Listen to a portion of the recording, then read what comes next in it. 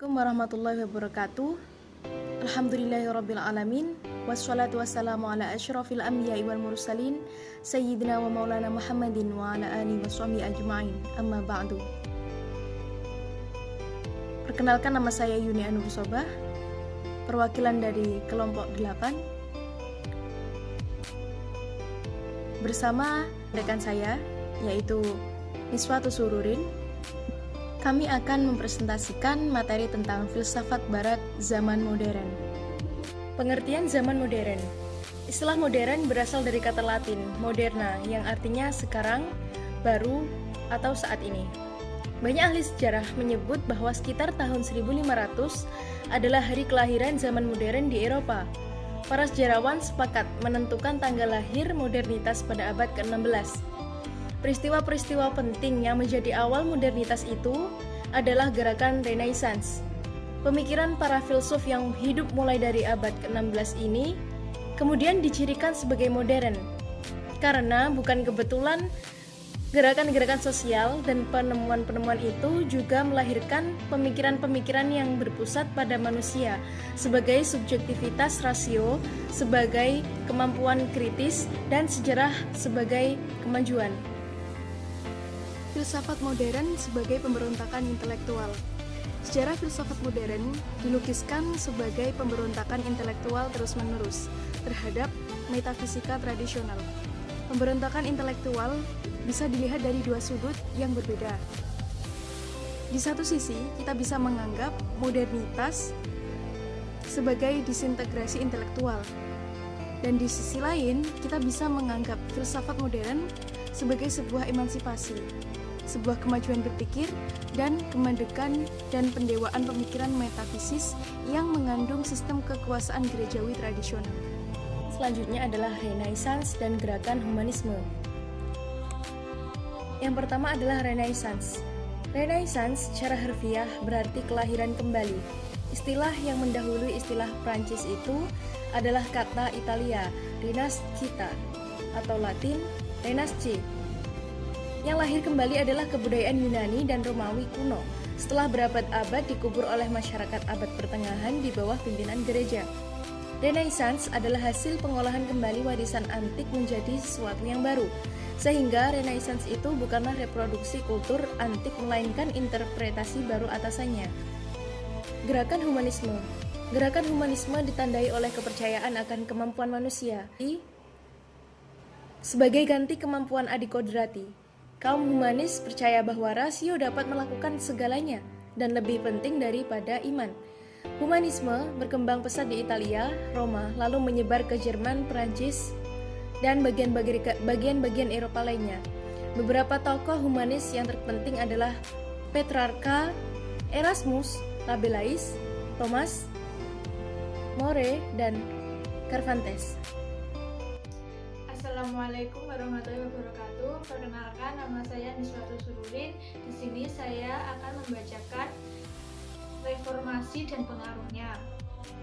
Renaissance dan humanisme merupakan gerakan elit intelektual. Reformasi adalah gerakan massa. Jika Renaissance dan reformasi pada gerakan yang sama untuk menghancurkan sistem kekuasaan abad pertengahan, keduanya berbeda dalam caranya. Karena perbedaan cara ini, keduanya memberi pengaruh yang berbeda terhadap filsafat modern.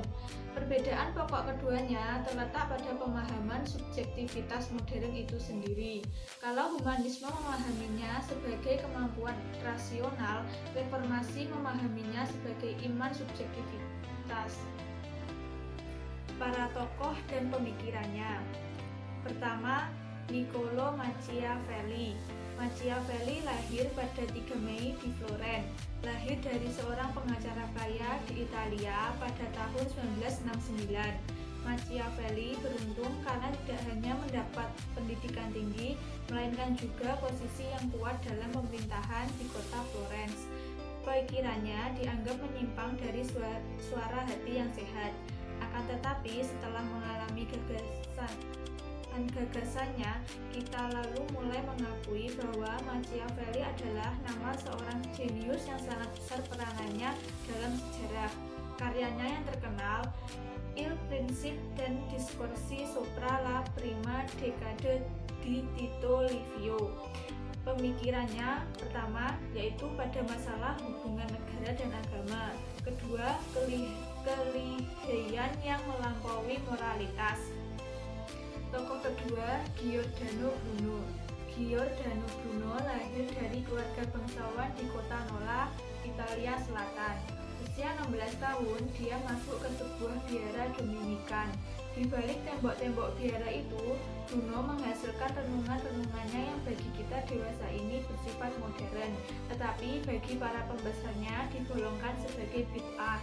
Pada 9 Februari 1600, dia dihukum bakar di depan publik di sebuah alun-alun Campo di Fiore di Roma. Lewat kematiannya itu, Bruno menjadi figur herois dalam sejarah filsafat.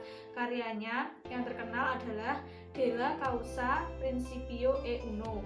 Pemikirannya pertama yaitu melawan Aristoteles, kedua panteisme modern. Tokoh ketiga yaitu Francis Bacon. Bacon lahir dari keluarga bangsawan yang ternama pada zaman Ratu Elizabeth, yakni Sir Nicholas Bacon. Dia menempuh studinya di Universitas Cambridge dan sejak usia mudanya dia berusaha membuktikan bahwa sistem filsafat skolastik sudah usang. Pemikirannya sangat tajam, akan tetapi berbeda dari Bruno yang sangat berkobar untuk mengambil sistem yang lama. Bacon mengambil sikap tenang, bahkan dingin, ketat, dan analitis. Dengan cara dingin ini pula, dia mendobrak alam pikir tradisional. Bukunya yang terkenal adalah Novum Organum, Advancement of Learning dan Essays. Pemikirannya yaitu pertama tentang kepercayaan pada ilmu pengetahuan, kedua tentang idola-idola, ketiga tentang metode induksi, dan keempat yaitu pemikiran tentang politik dan etika. Baiklah, itulah presentasi dari kelompok kami. Ada kurang lebihnya kami mohon maaf. Wassalamualaikum warahmatullahi wabarakatuh.